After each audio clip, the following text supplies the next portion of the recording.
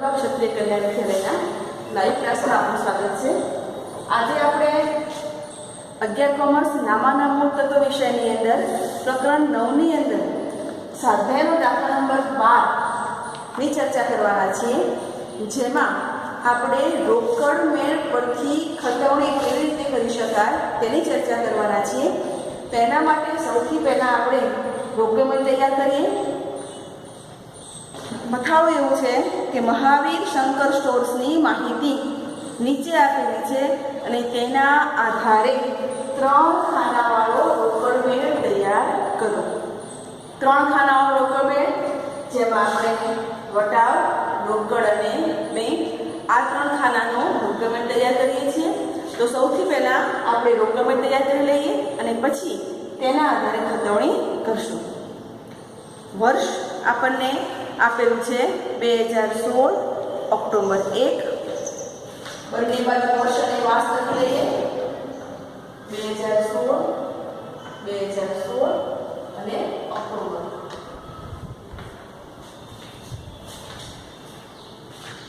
રોકડ શિલ્લક 30,000 અને બેંક શિલ્લક 42,000। અહીંયા બંનેની શિલ્લક જ છે, ઉધાર બાજુ નોંધ કરીશું। શિલ્લક અથવા તો બાકી આગળ લાવ્યા। રોકડ શિલ્લક આપણને આપી છે 30,000 ની અને બેંક શિલ્લક 42,000 ની। 30,000 અને બેંકના ખાતામાં 42,000। 3 તારીખ, ધંધા માટે બેંકમાંથી 12,000 ઉપાડ્યા। ધ્યાન રાખીએ છીએ, આપણે આ વ્યવહાર શીખી ચૂક્યા છીએ। ધંધા માટે બેંકમાંથી 12,000 ઉપાડ્યા। 12,000 ઉપાડીએ તો રોકડ આવે અને બેંકમાંથી ઉપાડીએ એટલે બેંકમાંથી શિલ્લક જાય। અહીંયા રોકડ અને બેંક એમ 2 ખાતા સંકળાયેલા છે અને આવું ભણી ચૂક્યા છીએ આપણે રોકડના પ્રકરણમાં કે જે ખાતામાં રોકડ અને બેંક બંને સંકળાયેલા હોય તેવા વ્યવહારને જમા ખર્ચી વ્યવહાર કહે છે। એટલે રોકડ મેળમાં બંને બાજુ નોંધ કરશું અને ખાપાના ખાનામાં જમા ખર્ચી એમ નોંધ કરશું। બેંકમાંથી ઉપાડીએ છીએ 12,000 એટલે રોકડના ખાનામાં રોકડ આવશે એટલે આ બાજુ ઉધાર બાજુ રોકડના ખાનામાં રકમ લખશું 12,000 ની। તારીખ છે 3, બેંકના ખાનામાં ડેશ, વિગતના ખાનામાં નામ વિરુદ્ધનું બેંક ખાતું અને ખાપાના ખાતામાં જખ। એવી જ રીતે વ્યય બાજુ એટલે કે જમા બાજુ તારીખ 3, બેંકમાંથી શિલ્લક ઘટશે એટલે અહીંયા લખશું 12,000, વિગતના ખાનામાં નામ વિરુદ્ધનું રોકડ ખાતું અને ખાપામાં લખશું જખ। આ જમા ખર્ચી વ્યવહાર છે। 4 તારીખ, જેમાં 2 વ્યવહારો છે। પહેલા અડધા વ્યવહારની નોંધ કરી લઈએ। રોકડ ખરીદી ₹5,500। રોકડ ખરીદી કરીએ રોકડ જાય, તારીખ છે 5 એટલે 2 બાજુ નોંધ કરીશું। 5 તારીખ ખરીદ ખાતે અને રોકડના કોલમમાં રકમ લખશું 5,500।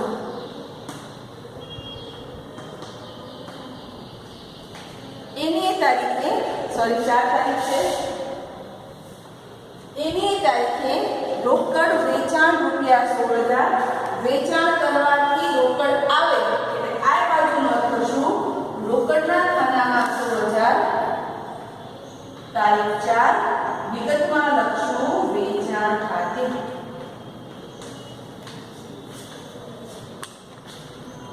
આગળ 5 તારીખ, ઓફિસ સ્ટેશનરીની ખરીદી પેટે ₹1,200 નો ચેક આપ્યો।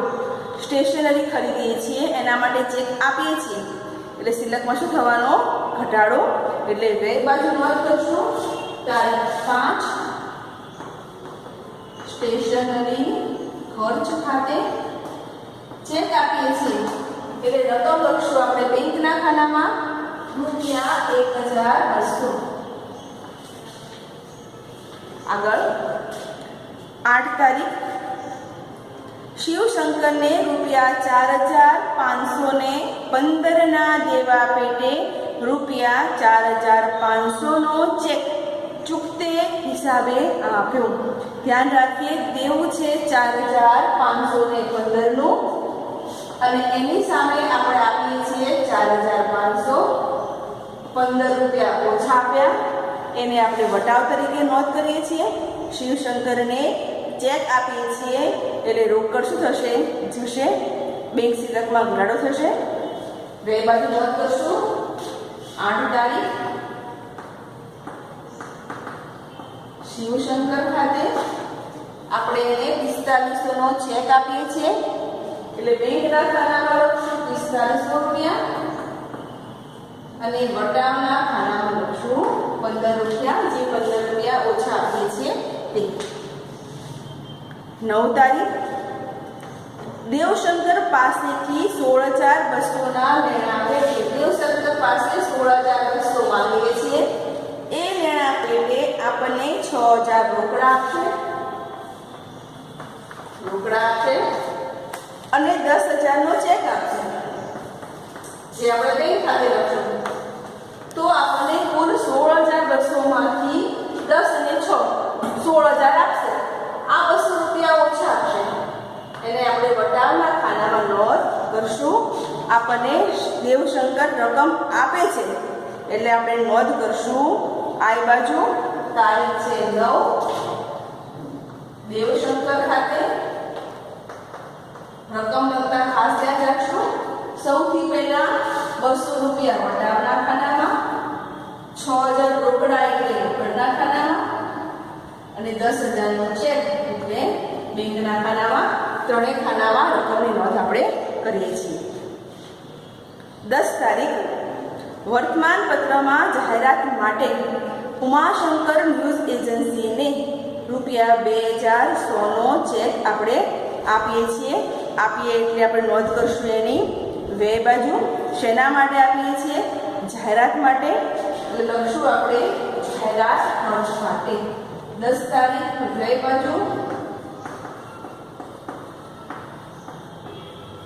જાહેરાત ખર્ચ ખાતે ચેક આપીએ છીએ એટલે બેંકના ખાનામાં. રકમ છે 2,100. આગળ 11 તારીખ દુકાનનું લાઇટ બિલ ₹2,200 અને ઘરનું લાઇટ બિલ ₹1,200 ધંધામાંથી ચૂકવ્યું. બંને ચૂકવીએ છીએ એટલે ખર્ચા છે. બે બાજુ નોંધ કરશું. બંનેની અલગ અલગ નોંધ કરશું. દુકાન ખર્ચ ખાતે અને ઘર ખર્ચ માટે આપીએ છીએ અને કહેવાશે ઉપાડ ખાતે. બંનેની રકમ નોંધી લઈએ. ધંધામાંથી ચૂકવ્યું એવા શબ્દનો ઉલ્લેખ છે. દુકાન બિલ છે 2,200 નું, રોકડના ખાનામાં નોંધશું અને ઘરનું લાઇટ બિલ છે 1,200. ઉપાડ ખાતે લખશું 1,200. આગળ છેલ્લો વ્યવહાર 12 તારીખ પ્રેમશંકરે ₹8,680 નું ખાતું ₹8,680 ખાતું છે જેમાં 8,600 આપે છે એટલે આ 80 રૂપિયા આપણને ઓછા મળે છે. પ્રેમશંકરે આપણને 8,680 માંગીએ છીએ. એની સામે 8,600 રોકડા ચૂકવી ખાતું ચૂકતે કર્યું. પ્રેમશંકર આપણને રકમ આપે છે એટલે આપણે આ બાજુ લખશું. તારીખ 12 લખશું પ્રેમશંકર ખાતે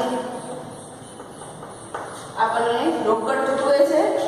રોકડા ચૂકવ્યા ઉલ્લેખ છે. રોકડના ખાનામાં લખશું 8,600 અને વટાવના ખાનામાં લખશું 80 રૂપિયા. અહીંયા આપણે દરેક વ્યવહારની રોકડની અંદર અસર આપી દીધી છે. હવે આપણે ત્રણેય ખાતા બંધ કરી દઈએ.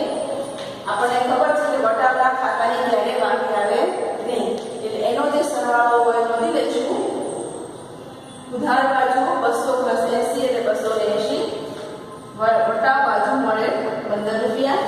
હવે આપણને એ પણ ખબર છે કે રોકડ ખાતાની હંમેશા આ બાજુનો સરવાળો વધારે હોય. અહીંયા સરવાળો લખી અને આપણે સરવાળો નોંધી લઈએ. આ બાજુનો સરવાળો થાય છે 72,600.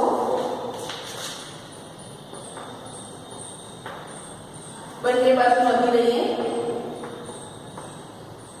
આ 72,600 માંથી બે બાજુની રકમ બાદ કરીએ તો આપણને તફાવત મળશે 63,700. આપ કેલ્સીનો ઉપયોગ કરી શકો છો. તારીખ અહીંયા લખશું આપણે, છેલ્લી તારીખ 12 છે એટલે અહીંયા લખશું બાકી આગળ નહીં ગયા. 63,700 તફાવત આવ્યો. અહીંયા બેંક ખાતામાં ગમે તે બાજુનો સરવાળો વધારે થઈ શકે. અહીંયા આપણને સરવાળો ઉધાર બાજુનો વધાર થાય છે 42 અને 10 કુલ 52,000. અહીંયા 52,000 મૂકી દઈએ. 52,000 માંથી બેંક ખાતાની આ ચારે એન્ટ્રીઓના સરવાળાને બાદ કરીએ તો તફાવત મળશે આપણને 32,200.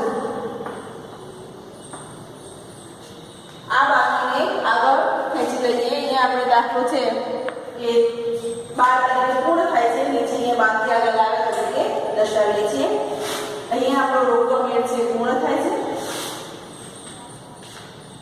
આપણે રોકડ મેળના આધારે હવે ખાતાઓ ખોલી અને એમાં ખતવણી કરીએ છીએ. આપણે શીખી ચૂક્યા છીએ કે રોકડ મેળ પોતે એક ખાતું છે. અહીંયાથી આપણને રોકડનું અને બેંક ખાતું બંને બનાવેલું છે. આપણે જે ખાતા તૈયાર કરીએ છીએ એમાં રોકડ અને બેંક સિવાયના જેટલા નામ આવે એ તમામના ખાતા આપણે ખોલવાના રહેશે. આપણે અગાઉના દાખલામાં નિયમ શીખી ચૂક્યા છીએ ખતવણીનો. કે ખતવણીનો મુખ્ય નિયમ ખાતાની બાજુએ નહીં રકમ એની માત્ર વિગતના ખાનામાં નામ વિરુદ્ધનું લખવાનું. વિરુદ્ધનું નામ એટલે ઉધાર હોય એમાં જમાનું નામ, જમા હોય એમાં ઉધારનું નામ.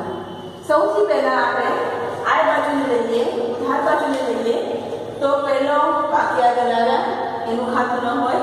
બેંક ખાતું ઓલરેડી તૈયાર છે એનું ખાતું નથી ખોલવાનું. 4 તારીખનું છે વેચાણ ખાતું એટલે પહેલું ખાતું ખોલશું આપણે વેચાણ ખાતું. વેચાણ ખાતાની નોંધ કરશું આપણે. અહીંયાથી રોકડના ખાનામાં રકમ લખી છે એટલે વેચાણ ખાતે જમા કરશું 16,000 અને નામ લખશું વિરુદ્ધનું. કયા ખાનામાં રકમ લખી છે આપણે? રોકડના ખાનામાં. તો અહીંયા લખશું રોકડ ખાતું. તારીખ આપણને આપેલી છે 4. દરેકની અંદર આપણે વર્ષ અને તારીખ નોંધીએ છીએ. મેં અહીંયા એક જ ખાતાની અંદર મથાળું આપેલું છે.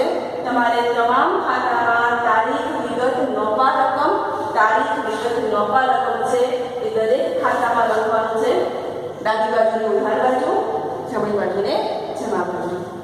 અહીંયા આપણે પહેલા ખાતાને કરીએ વેચાણ ખાતાની. વેચાણ ખાતે હંમેશા જમા થાય. આ પણ એક ખાતું છે એમાં આપણે આ ખતવણી કરી છે. રોકડના ખાતામાં રકમ લખી છે અને નામ વિરુદ્ધ લખ્યું છે. વેચાણનું ખાતું ખોલશું, જમા બાજુ અસર રાખશું, નામ વિરુદ્ધ લખશું રોકડ ખાતું.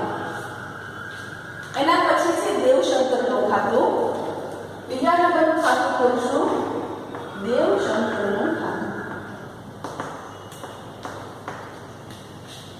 તારીખ આપેલી આપે છે 9/2016 ઓક્ટોબર 9.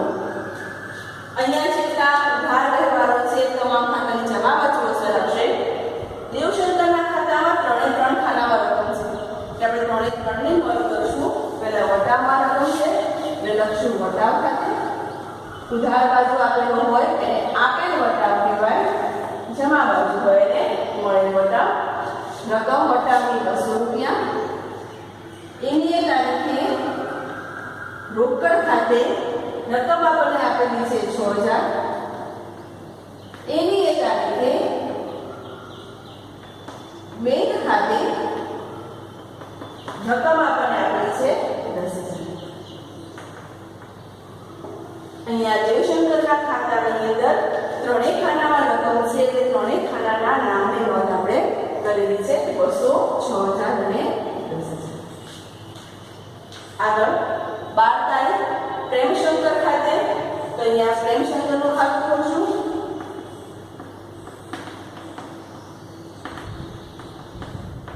પ્રેમશંકરના ખાતામાં 2 જગ્યાએ રકમ છે, એક વટાવના ખાનામાં અને રોકડના ખાનામાં. તો અહીંયા આપણે નોંધ કરશું. પહેલા તારીખ, વર્ષ અને તારીખ નોંધી લઈએ. આપેલ વટાવ ખાતે રકમ આપણને આપેલી છે 80 રૂપિયા અને એની તારીખે રોકડ ખાતે રકમ છે 8600. અહીંયા આપણે આ ત્રણ ઉધાર બાજુ આપેલા હતા એની ખતવણી પૂરી કરીએ. હવે જમા બાજુ લઈએ. જમા બાજુ સૌથી પહેલા છે રોકડ ખાતું. અહીંયા તૈયાર જ છે. રોકડ ખાતું કે બેંક ખાતું આપણે બનાવવાનું નથી. 4 તારીખે છે ખરીદ ખાતું. અહીંયા બનાવશું ખરીદ ખાતું. અહીંયા જેટલા ખાતા આવે જમા બાજુ એ તમામ ખાતાની આપણે ઉધાર બાજુ ખતવણી કરીએ છીએ. કારણ આપણને ખબર છે આ એક ખતવણી કરેલું ખાતું છે. અહીંયા આપણે બાજુ એની રાખીએ છીએ, માત્ર નામ વિરુદ્ધનું લખેલું છે. અહીંયા ઉધાર બાજુ દરેકની અસર આપણે આપશું. ખરીદ ખાતે 2016 ઓક્ટોબર 4. અહીંયા ખરીદ ખાતાની અંદર રોકડના ખાતામાં રકમ છે અને નામ લખશો અહીંયા રોકડ ખાતે 5500. 5 તારીખે સ્ટેશનરી ખર્ચનું ખાતું. અહીંયા બનાવશું નવું ખાતું સ્ટેશનરી ખર્ચનું ખાતું.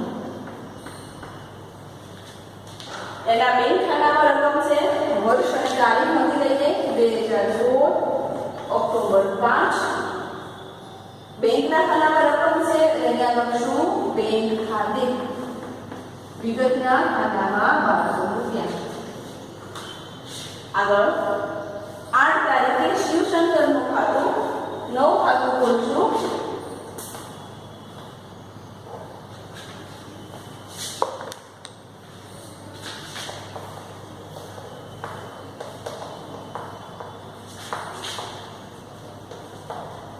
શિવશંકરના ખાતામાં બે જગ્યાએ રકમ છે, એક વટાવમાં અને બેંકની અંદર. તો બંને નામ લખશું. ઉધાર બાજુ 2016 ઓક્ટોબર 8. જમા બાજુ હોય એને મળેલ વટાવ કહેવાય. વટાવ છે 15 રૂપિયા અને એની એ તારીખે રકમ આપણે બેંકમાં લખી છે એટલે લખશું બેંક ખાતે. રકમ છે 4500. આગળ 10 તારીખ જાહેરાત ખર્ચ ખાતે. બેંકના ખાતામાં રકમ છે એટલે જાહેરાત ખર્ચનું ખાતું ખોલશું.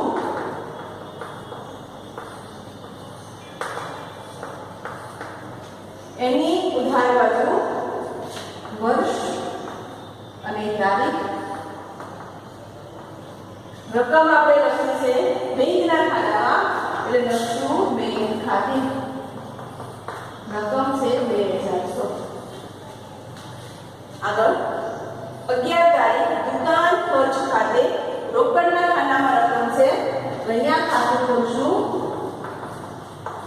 દુકાન ખર્ચનું ખાતું 2016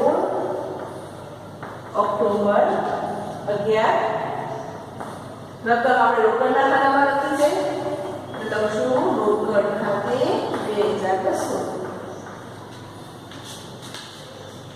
આગળ 11 તારીખે ઉપાડ ખાતું. ઉપાડ ખાતું ખોલી દઈએ. 2016 ઓક્ટોબર 11. રકમ આપણે રોકડના ખાતામાં લખી છે એટલે લખશું રોકડ ખાતે 1200. છેલ્લે બાકી આગળ લઈ ગયા છે જેનું ખાતું ખોલતું નથી એ તફાવતની રકમ છે. હવે રોકડ અને બેંકના ખાતા ખોલવાના આવે નહીં, કારણ કે આ રોકડ મેળ એક પ્રકારનું ખાતું છે. પણ એનાથી બે ખાતા વધે. એક વટાવ આપેલ વટાવ અને બીજો મળેલ વટાવ. એટલે બે ખાતા ખોલી લઈશું, એક આપેલ વટાવનું અને એક મળેલ વટાવનું.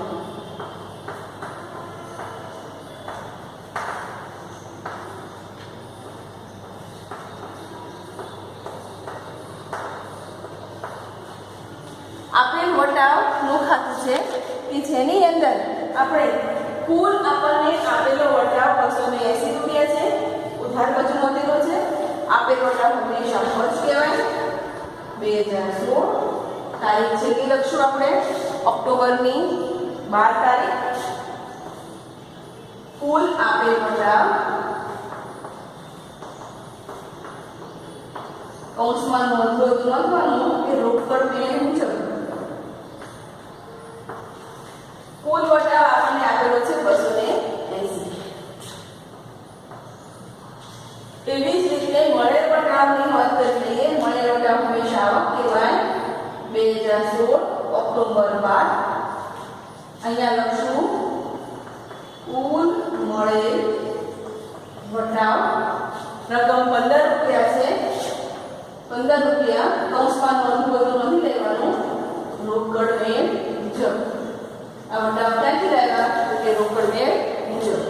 અહીંયા આપણે રોકડ મેળના આધારે ખતવણી કેવી રીતે કરી શકાય એ પૂર્ણ કરીએ છીએ.